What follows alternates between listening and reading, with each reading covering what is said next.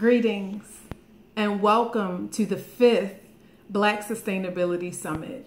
My name is Kim Poole. I'm a soul fusion performer and also the founding fellow for the Reengaging Artists Institute. I'm here because I want to ensure that we understand as a community the important role that artists play in sustainable development. In many ways, from the African worldview, artists have always been fully integrated into community development for the functionality of the community. I'd like to begin by basically highlighting the drummer and the griot. So we're all familiar with that beat, right? We are the rhythm people. We have an oath in the Reengaging Artists Institute that says, "In the beginning was heart drum. With this vibration, we give rhythm to the world. On this beat, we sing life. We are the rhythm people." So aesthetically, we all understand how whether you're in church on Sunday morning with that tambourine or in the club on Saturday night, you understand Black people, they get it. We know that we're connected to the beat and that it does something to us internally. But in the African worldview, in the village setting, the drummer had a very practical role. The drummer was a communication system. In times of threat or doom or war, the drummer had different beats, right? He played different cadences to prepare the community for battle. If there was a transition of life from elder to ancestorship, there was a different cadence played to capture that. In new birth, there was a cadence played during ceremonies to invoke ancestral spirits, to acknowledge and pay homage to new life, having the opportunity to do that and to pay homage to the mother carrying that life. The drummer was not just the beat on the track, right? As we like to say with our hip hop heads or our house heads. The drummer had a very practical role. I'd also like to take a look at the role of the griot. A griot is simply a storyteller. But in the African worldview, the griot held the history of the village. They were an archive, a walking, talking library. They also brought that history to the youngest generation to ensure that they understood their identity. And so the griot was twofold in that way. Very practical, a walking archive, library, so to speak, as also a teacher for identity shaping, for a sense of belonging and membership in the next generation. And so those roles of artists, like we have today, Nollywood or Hollywood, right? These storytellers, they don't hold the history of our people. They aren't walking libraries. It's simply for entertainment. And so what we've found is that now that African artists are no longer living in an African context, they've begun to separate community development and community functionality from their art forms. And what has that done? It's culturally derailed us in a way that ensures that we will absolutely not be sustainable as a Black community. So the question is, what do we have to do now? Let's deny that. Now it's time for us to realign our African worldview with sustainability. And how do we do that? The first is by activating the art of possibility, by realizing that art is not, like it's seen in the European context, a museum separated from the community, somehow on a hill, something that happens at the hands of experts. Art is everybody. All of us are artists. You are an artist. The moment that you decide to create, the moment that you allow the energy to encourage you to want to share that creation, you're now an artist and you're a part of the artist class. Welcome.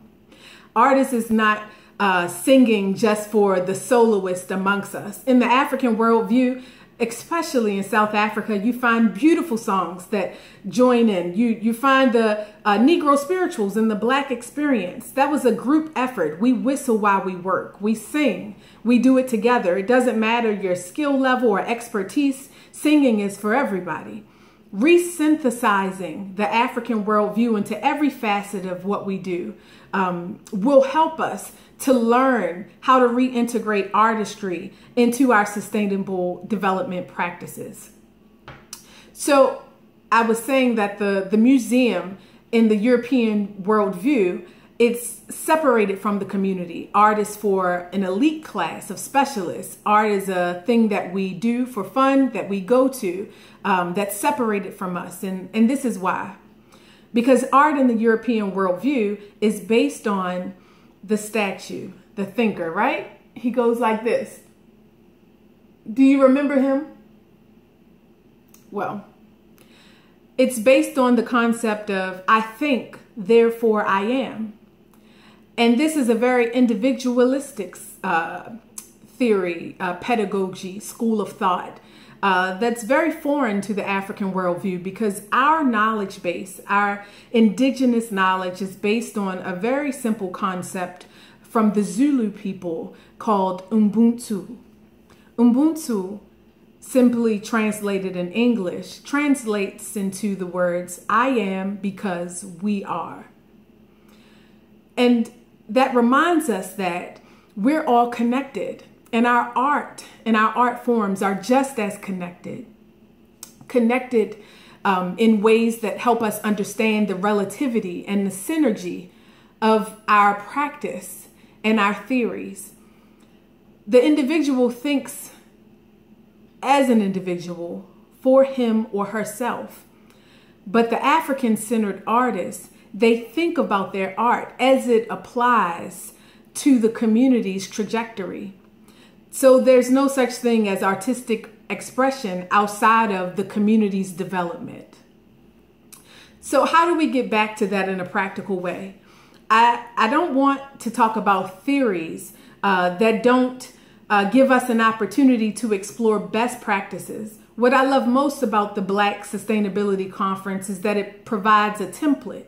It's providing a template for practice, for hands-on experiential learning and doing. I appreciate the opportunity that they've given us to talk about art from an African-centered perspective as it relates to sustainable development. And I would also like to let you all know that in the Teaching Artists Institute, we are also working on best practices. So this year, I want to let you know that you are all invited to the 4th International Conference on Art for Social Transformation, Artisan 2020. This year, it'll be in Tanzania, in Bagamoyo, that historic city, as well as online, and you're all invited. What we do at this convening is we bring together some of the best and brightest artists, traditional and non-traditional, to operate as facilitators, integrating their art form into an area of sustainable development. We understand that artists at this stage in our development as a Black people, they need to be re-engaged to decision-making tables. Artists, because we've lived amongst European rule for so long, have been relegated to the help, right? You're the entertainment. You are the hired help for the aesthetic. You make our walls look better. You make our esteems higher because we know that you're here and we enjoy that. But we want artists to teach other sectors how to be just as creative. Artists, when activating the art of possibility, they teach every sector in society how to think like artists. From the African worldview, the artists, they're not one sector of development. You have history and science and math, and these are subject matters, but artists teach us how to think. Artists define reality. They are how we move, not just what we do. And so it's important that we hold spaces where artists are re-invited to decision-making tables to help facilitate. Artists are also, in the African worldview, They are civic engagers. They're the blowhorn, right? The bullhorn. They invite the people. They bring the rhythm people in, those drums, those singers, those dancers. They naturally have a gravitational pull on the masses. And so they use and leverage that attraction, that connectivity, that rhythm, that vibration to engage people that traditionally wouldn't be interested in sustainable development. And so we have to learn how to use artists in that capacity once again for Black sustainability to have far reach. We can no longer afford to have the, what we call it in the artist worldview, the dead poet society. Art is alive in the African worldview. And we want to make sure that we keep it that way by engaging our young people. So I say all that to say that it's important that spaces like this continue to happen. I'm so thankful for the Black Sustainability Summit. This is your 5th year. The Teaching Artists Institute is in support of your mission. We're glad to now be a part of your mission, and we look forward to continuing this partnership year after year. We again invite you to the Artisan Conference this year. Please go to www.tidetours.org. You can also register directly at http://bit.ly/artisan2020 and register to meet some of these artists face to face and learn how they are wielding their creative energy in an effort to sustain our people. My name is Kim Poole, and I look forward to seeing you in November. And please, please appreciate the conveners of this space, because Black sustainability is our future.